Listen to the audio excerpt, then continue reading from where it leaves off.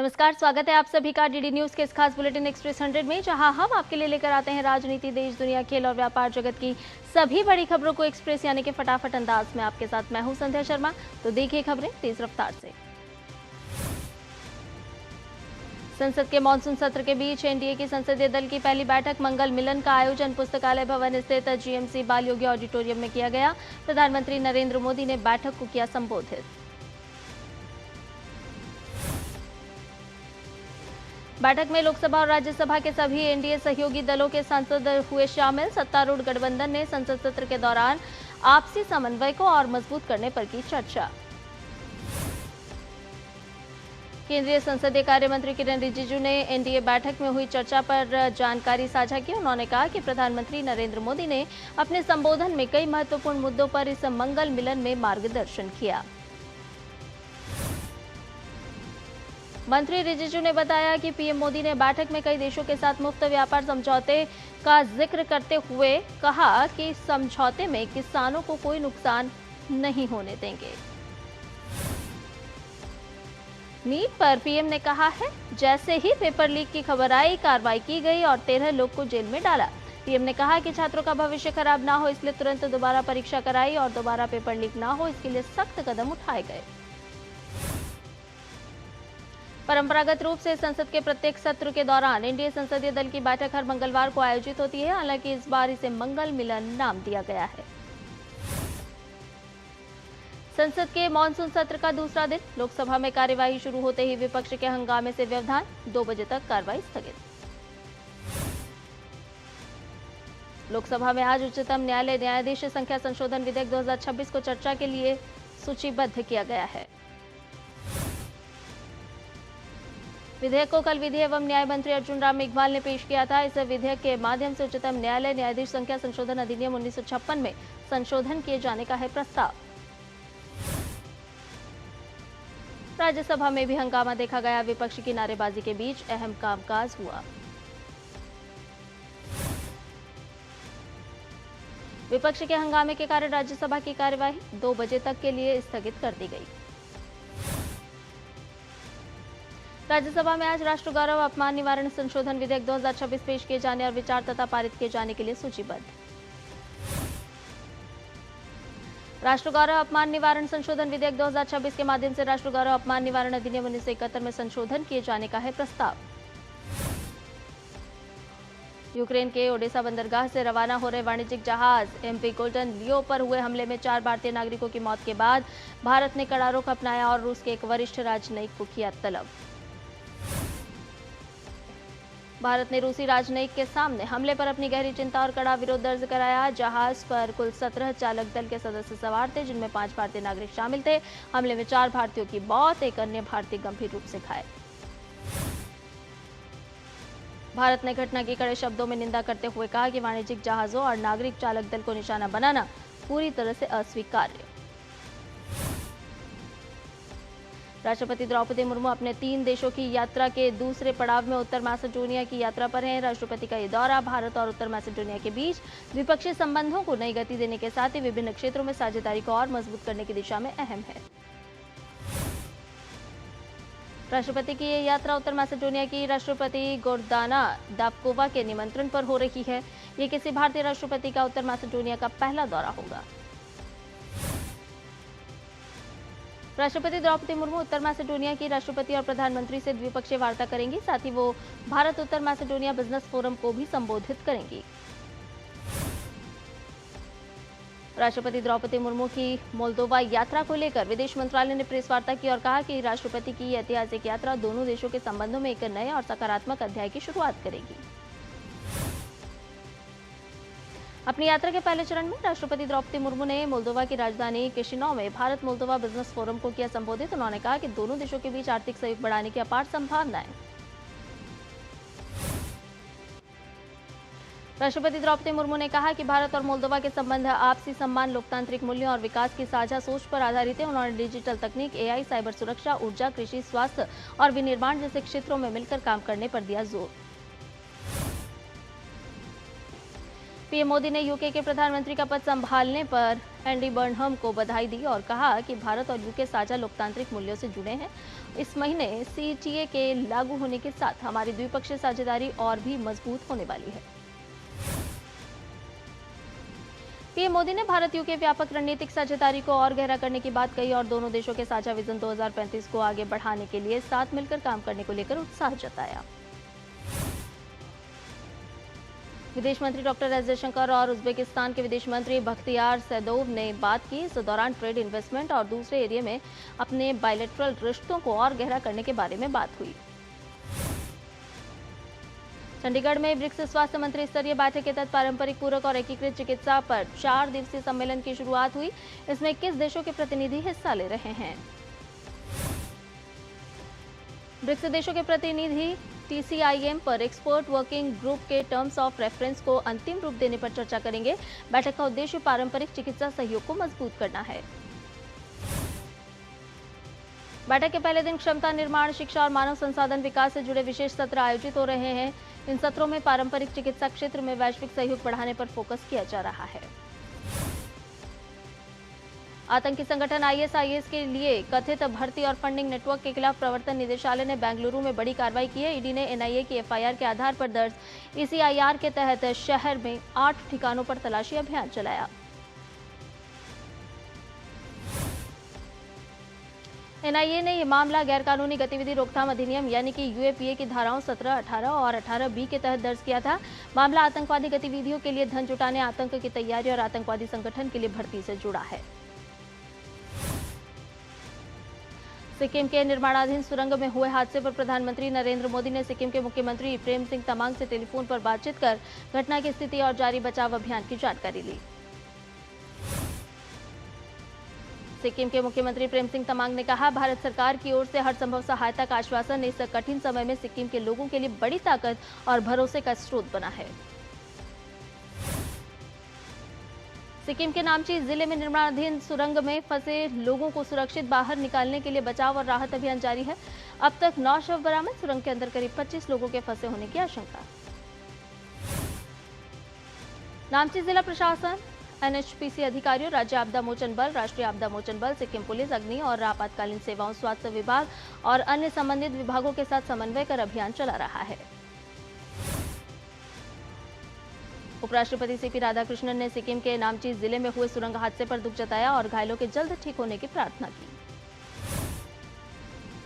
असम में बाढ़ की स्थिति लगातार गंभीर बनी हुई है। भारतीय सेना ने राज्य सरकार की मदद के लिए ऑपरेशन जल राहत शुरू किया है। राज्य के 16 जिले अभी भी बाढ़ से प्रभावित हैं। असम में 45 रेवेन्यू सर्कल के 794 गांव में करीब 3,62,000 से ज्यादा लोग बाढ़ की चपेट में हैं। ब्रह्मपुत्र समेत कई नदियां खतरे के निशान से ऊपर। शिवसागर जिले में सबसे ज्यादा असर। मुख्यमंत्री हिमंत बिस्वा शर्मा ने कहा कि लोगों की सुरक्षा सरकार की सबसे बड़ी प्राथमिकता है और राहत बचाव कार्य तेजी से चल रहा है। बाढ़ में अब तक 5 लोगों की मौत हुई है, जबकि 2 लोग लापता हैं। प्रशासन ने 101 राहत कैंप और वितरण केंद्र बनाए हैं, जहां हजारों लोगों को सुरक्षित पहुंचाया गया है। NDRF, SDRF और अन्य एजेंसियों की टीमें लगातार बचाव अभियान चला रही है। बाढ़ से सड़कों और तटबंधों को भी नुकसान, कुछ रेल सेवाएं भी प्रभावित। नॉर्थ ईस्ट फ्रंटियर रेलवे ने सिमालुगुड़ी क्षेत्र में जलभराव के कारण कई ट्रेनों का संचालन किया स्थगित। डाइवर्ट और शॉर्ट टर्मिनेट करने का फैसला। प्रशासन ने लोगों से जरूरत पड़ने पर हेल्पलाइन नंबरों का इस्तेमाल करने की अपील भी की है। मौसम विभाग ने हरियाणा, चंडीगढ़, पूर्वोत्तर भारत के कुछ हिस्सों, बिहार, पूर्वी मध्य प्रदेश, गोवा, मध्य महाराष्ट्र, पंजाब, उत्तर प्रदेश और उत्तराखंड में आज मध्यम से तेज बारिश होने की संभावना जताई है। दिल्ली के कुछ हिस्सों में आज बारिश हुई, इससे मौसम हुआ खुशनुमा। मौसम विभाग ने आंध्र प्रदेश, जम्मू कश्मीर, लद्दाख, तमिलनाडु, पुदुचेरी, अंडमान और निकोबार द्वीप समूह, ओडिशा और राजस्थान में आज आंधी तूफान और बिजली गिरने का भी अनुमान व्यक्त किया है। जम्मू कश्मीर के राजौरी जिले में भारी बारिश के बाद हालात बिगड़े। राजौरी और पुंछ जिले में तेज बहाव में बड़ी संख्या में गाड़ियां पानी में बह गईं। कई इलाकों में जलभराव से लोगों को परेशानी का सामना करना पड़ा। उत्तराखंड में भारी बारिश के चलते देहरादून मसूरी मुख्य मार्ग पानी वाले बैंड के पास क्षतिग्रस्त हो गया है। लोगों की सुरक्षा को देखते हुए प्रशासन ने इस मार्ग पर सभी प्रकार की आवाजाही अगले आदेश तक पूरी तरह से प्रतिबंधित कर दी है। घटना के बाद नगरपालिका अध्यक्ष मीरा सकलानी ने मौके का निरीक्षण किया और अधिकारियों को राहत एवं सुरक्षा कार्यों में तेजी लाने के निर्देश दिए। कुमाऊं क्षेत्र में लगातार हो रही भारी बारिश की वजह से शारदा नदी का जलस्तर काफी बढ़ गया है। एहतियात के तौर पर सीमावर्ती इलाके में आवाजाही पर रोक लगा दी गई है। हिमाचल प्रदेश के चंबा जिले में भारी बारिश, ककीरा के घारी क्षेत्र में हजारों टन मलबा और विशाल चट्टाने गिरने से लाहड़ू तुनुहट्टी मुख्य मार्ग पूरी तरह बाधित। बुलेटिन में फिलहाल रुकने एक छोटे से ब्रेक के लिए जल्द हाजिर होंगे। जब धरती चीर कर निकलता है लोहे का पत्थर और मिलता है मोंगिया के जोश से, फिर तपता है, पिघलता है और बनता है फौलाद। अब होता है सरिया सारी खूबियों के साथ। मोंगिया स्टील, मजबूत देश का मजबूत सरिया। जरा सोच के देखिए, आपके पास कुछ ऐसा है जो आपकी दुनिया बदल सकता है। जानते हैं क्या? आपका अपना सोना। सोना क्या नहीं कर सकता? सोना आपको अपने सपनों का घर दिला सकता है, आपके बच्चों का भविष्य बना सकता है। सोना आपकी हर इच्छा पूरी कर सकता है। तो भारत की सबसे बड़ी gold loan NBFC Muthoot finance से गोल्ड लोन लीजिए और फिर देखिए सोना क्या नहीं कर सकता। मुथूट फाइनेंस, जहां विश्वास ही परंपरा है। कॉल कीजिए 1-800-313-1212। ब्रेक के बाद एक्सप्रेस 100 में आपका एक बार फिर से स्वागत है। ये बाकी की खबरों को जानते हैं फटाफट अंदाज में। कार्मिक लोक शिकायत और पेंशन राज्य मंत्री डॉक्टर जितेंद्र सिंह ने पेंशन नियमों की व्यापक समीक्षा करने की बात कही ताकि वो बदलती सामाजिक वास्तविकताओं के अनुरूप हों। केंद्रीय मंत्री डॉक्टर जितेंद्र सिंह ने कहा कि नियमों को समय के अनुरूप सरल और व्यवहारिक बनाया जाएगा ताकि जीरो लिटिगेशन पेंशन व्यवस्था विकसित की जा सके।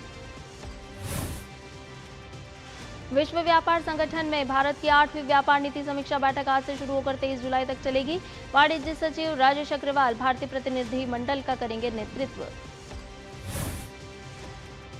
बैठक में 40 से अधिक सदस्य देशों के भाग लेने की है संभावना, जहां भारत विभिन्न व्यापारिक मुद्दों पर अपना पक्ष और भविष्य की रणनीति पेश करेगा।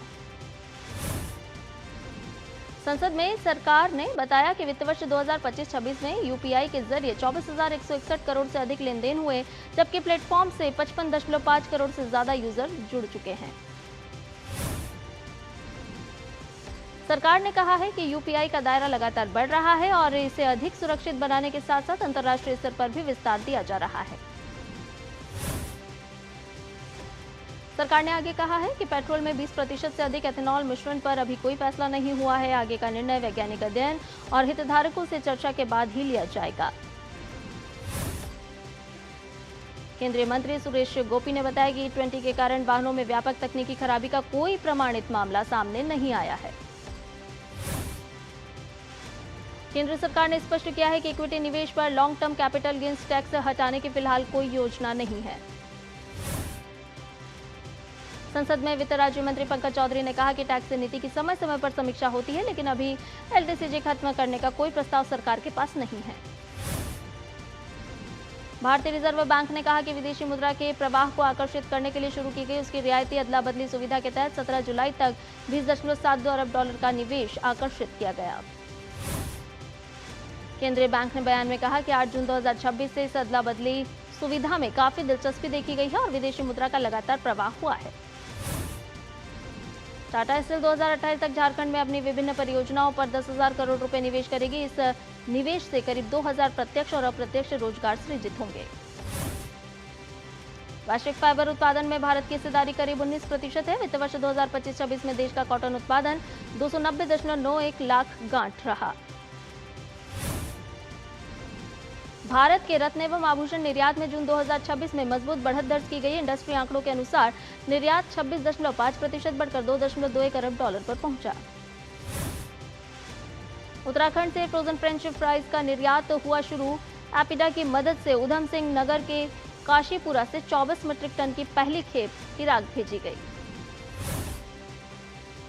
पेटीएम ने वित्त वर्ष 2027 की पहली तिमाही में 203 करोड़ रुपए का अब तक का सबसे अधिक ABITDA दर्ज किया। पेटीएम शुद्ध लाभ 79% बढ़कर 220 करोड़ रुपए रहा। भारतीय शेयर बाजार की शुरुआत मंगलवार को सपाट रही। सेंसेक्स 58 अंक और निफ्टी 22 अंक की मामूली गिरावट के साथ खुले। अमेरिकी राष्ट्रपति डोनाल्ड ट्रंप ने कनाडा के सैकड़ों उत्पादों पर 50% अतिरिक्त टैरिफ लगाने का किया ऐलान। नए शुल्क 30 दिन बाद होंगे लागू। ट्रंप ने कनाडा पर अमेरिकी ऑटो, शराब और डेयरी उत्पादों के साथ भेदभाव का लगाया आरोप। वहीं अब इससे दोनों देशों के बीच व्यापारिक तनाव बढ़ने की है आशंका। अमेरिका ने ईरान के खिलाफ हमलों का नया दौर किया शुरू। इन हमलों का उद्देश्य हॉर्मुज जलडमरू मध्य में वाणिज्यिक जहाजों पर हमलों के लिए इस्तेमाल होने वाली ईरान की सैन्य क्षमताओं को कमजोर करना है। अमेरिका ने साउथ चाइना सी में सेकेंड थॉमस शोल पर फिलीपींस की नौसेना के कर्मियों के खिलाफ चीन की खतरनाक और आक्रामक कार्रवाई की निंदा की। अमेरिकी विदेश विभाग ने चीन से ऐसी खतरनाक और आक्रामक गतिविधियां तुरंत रोकने की मांग की। ये बयान चीन और फिलीपींस के बीच जहाजों की झड़प के बाद आया। अमेरिका की एक संघीय अदालत ने एआई कंपनी एंथ्रोपिक के $1.5 अरब के कॉपीराइट समझौते को दी मंजूरी। अमेरिकी राष्ट्रपति डोनाल्ड ट्रंप ने ब्रिटेन के नए प्रधानमंत्री एंडी बर्नहम के साथ सकारात्मक बातचीत की। दोनों नेताओं ने व्यापार, रक्षा और हॉर्मुज जलडमरू मध्य समेत कई मुद्दों पर की चर्चा। यमन की सरकार ने तेल निर्यात फिर शुरू करने की तैयारी शुरू की। प्रेसिडेंशियल काउंसिल के प्रमुख रशाद अल अलीमी ने कहा कि हुती हमलों के बावजूद सरकार तेल निर्यात बहाल करने के लिए काम कर रही है। अमेरिका में आईसीई कार्यालय के बाहर आगजनी और आतिशबाजी करने के आरोप में एक व्यक्ति को हिरासत में लिया गया। घटना में 2 लोगों को मामूली चोटें आई। आरोपी के पास से 2 पैलेट गन और एक घोषणा पत्र भी बरामद हुआ। यूके मैरीटाइम ट्रेड ऑपरेशंस ने बताया कि हॉर्मुज जलडमरू मध्य में एक टैंकर पर अज्ञात प्रोजेक्टाइल से हमला होने की सूचना मिली है। घटना ओमान के लिमाह के पास हुई, जिसकी जांच जारी है। इटली के बोलोग्ना में एक व्यक्ति की पुलिस हिरासत के दौरान मौत के बाद विरोध प्रदर्शन हुआ। हिंसक प्रदर्शनकारियों और पुलिस के बीच झड़प में प्रदर्शनकारियों ने बैरिकेड लगाए और पुलिस पर सामान फेंका। इसके जवाब में दंगारोधी पुलिस ने भीड़ को तितर-बितर किया। घटना का वीडियो सामने आने के बाद मामले ने राजनीतिक तूल पकड़ लिया है और जवाबदेही की मांग तेज हो गई है।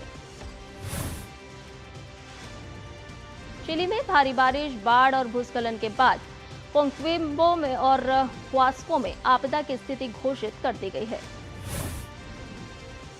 आपदा में कम से कम 5 लोगों की हुई मौत, जबकि 99,000 से ज्यादा लोगों का संपर्क हुआ प्रभावित। कई इलाकों में सड़कें और बुनियादी सेवाएं हुई प्रभावित। पेरू के जुनिन क्षेत्र में आए 2 भूकंप में 5 लोगों की मौत, 32 लोग हुए घायल, 52 घर भी हुए क्षतिग्रस्त। सरकार ने प्रभावित इलाकों में 60 दिनों के लिए आपातकाल किया घोषित। बोलीविया के तारिजा क्षेत्र में भीषण जंगल की आग से बड़े इलाके जलकर हुए राख। तेज हवाओं के कारण आग तेजी से फैल रही है। आग बुझाने के लिए दमकल कर्मी और हेलीकॉप्टर तैनात किए गए हैं। अधिकारियों के मुताबिक सांता क्रूज और कोचुबाम्बा समेत अन्य इलाकों में भी जंगल की आग की घटनाएं सामने आई हैं और राहत बचाव अभियान लगातार जारी है। फीफा विश्व कप 2026 का खिताब जीतने के बाद स्पेन की विश्व विजेता टीम का राजधानी मैड्रिड में ऐतिहासिक स्वागत किया गया। सड़क के दोनों ओर लाखों प्रशंसक स्पेन के झंडे लहराते हुए, टीम के समर्थन में नारे लगाते और खिलाड़ियों का अभिवादन करते हुए नजर आए। दिन भर चले जश्न के दौरान स्पेनिश खिलाड़ियों ने ओपन टॉप बस में पूरे शहर का विजय जुलूस निकाला। सड़क के दोनों ओर लाखों प्रशंसक स्पेन के झंडे लहराते हुए, टीम के समर्थन में नारे लगाते और खिलाड़ियों का अभिवादन करते दिखाई दिए। विजय परेड के बाद टीम सिविल्स स्क्वायर पहुंची, जहां खिलाड़ियों ने करीब 1 घंटे से अधिक समय तक मंच पर प्रशंसकों के साथ जीत का जश्न मनाया। खिलाड़ियों ने गीत गाए, डांस किया और विश्व कप जीतने के यादगार सफर को साझा करते हुए समर्थकों का आभार व्यक्त किया। फीफा विश्व कप उपविजेता अर्जेंटीना टीम का स्वदेश पहुंचने पर भव्य स्वागत किया गया। बड़ी संख्या में प्रशंसक अपनी टीम का स्वागत करने के लिए सड़कों पर उतरे। ब्यूनस आयर्स के अंतर्राष्ट्रीय हवाई अड्डे से एफए मुख्यालय तक जाने वाले मार्ग पर हजारों समर्थक झंडे और बैनर लेकर खड़े रहे। उन्होंने खिलाड़ियों का तालियों और नारों के साथ स्वागत किया और आभार भी जताया।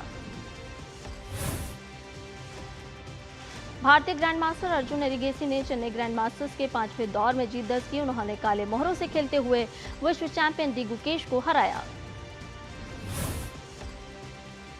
इस जीत के साथ अर्जुन एरिगेसी संयुक्त रूप से शीर्ष स्थान पर पहुंच गए हैं। एरिगेसी और फ्रांस के ग्रैंडमास्टर अलीरेजा फिरोजा 3.5 अंकों के साथ संयुक्त बढ़त पर हैं। भारत के स्टार शटलर पीवी सिंधु आज से शुरू हुए चीन ओपन बैडमिंटन में भारतीय चुनौती की अगुवाई करेंगी। जापान ओपन का खिताब जीतने वाले का सामना भारत की ही उन्नति हुड्डा से होगा। पुरुष एकल में भारत की उम्मीदें लक्ष्य सेन, एच एस प्रणय और आयुषी शेट्टी पर टिकी होंगी। पेरिस ओलंपिक के सेमीफाइनलिस्ट लक्ष्य सेन पहले दौर में जापान के यूशी तनाका से भिड़ेंगे। पुरुष युगल में सात्विक साईराज और चिराग शेट्टी ने कंधे की चोट के कारण इस प्रतिष्ठित टूर्नामेंट में हिस्सा नहीं लिया है। सात्विक चिराग ने कंधे की चोट से पूरी तरह उबरने के लिए चीन ओपन से भी नाम वापस ले लिया है।